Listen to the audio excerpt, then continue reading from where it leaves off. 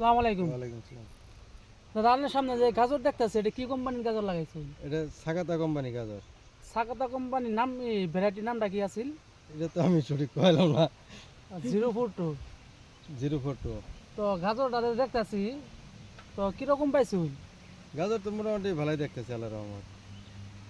এমনি কোনো ধরনের তো কোনো অসুবিধা হয় নাই না? না আল্লাহর রহমত অসুবিধা হয় নাই। আর বৃষ্টি মারলে কি হয়?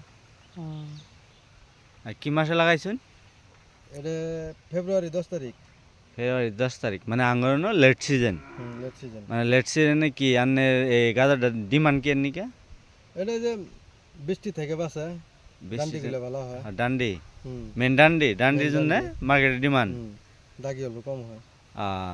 তো আনের লেটে মানে কিরকম, মানে আনের আর্লিতে কত প্রোডাকশন হ বা লেটে কত আনি, মানে ওড়াই মানে কত প্রোডাকশন হ সমানই আঙ্গ এই গাজরটা? সমানই না হলো প্রায় সমানই।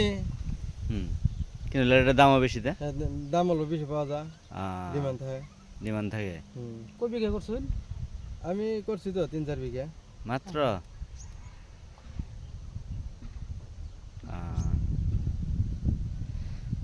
ঠিক আছে, তাহলে আমরা ক্ষেতটা দেখাই। এটাই তো না? হ্যাঁ এটাই।